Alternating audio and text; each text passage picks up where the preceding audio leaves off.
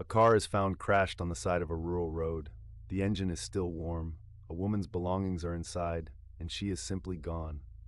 Within minutes of the crash, a school bus driver stops to help. He calls 911. By the time police arrive, the woman has vanished without a trace.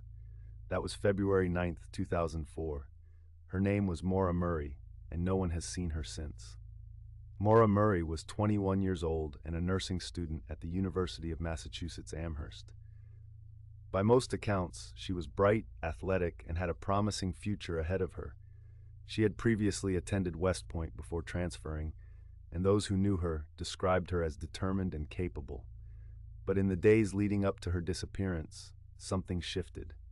On February 9th, 2004, Maura sent emails to her professors saying she would be missing class due to a family emergency. Records show there was no family emergency. She also contacted her boyfriend, Billy Rausch, to say she needed some time away.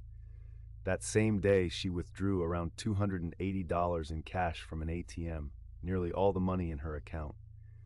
That evening, Maura drove north from Amherst into New Hampshire. Just after 7 p.m., on Route 112 near Haverhill, she crashed her car, a 1996 Saturn, into a snowbank. A witness reported seeing the accident and stopped to check on her. Maura told him she had already called for help and that she was fine. He left. Minutes later, the school bus driver arrived and called police.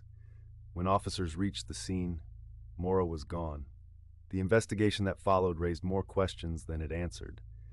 There was evidence of an open bottle of wine in the car. Maura had reportedly been drinking earlier that evening. Searches of the surrounding woods and waterways turned up nothing. No body, no trail, no confirmed sightings. Detectives noted that Maura had looked up directions to rental properties and ski resorts in the area before leaving Amherst. Some investigators believed she had planned to go somewhere specific, but no destination was ever confirmed. Over the years, her case attracted enormous public attention. Journalists, podcasters, and amateur investigators have dug into every detail. A podcast dedicated to her case brought renewed scrutiny. Her father, Fred Murray, spent years searching for her himself, driving the roads of northern New Hampshire, never giving up. Fred Murray passed away in 2008 without ever learning what happened to his daughter. As of today, Maura Murray remains officially listed as a missing person. She would be in her early 40s now. The New Hampshire Cold Case Unit has periodically reviewed the case.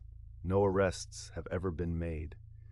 No remains have ever been identified as hers. Was it an accident? A planned disappearance? Something far more sinister? 20 years later, no one knows for certain.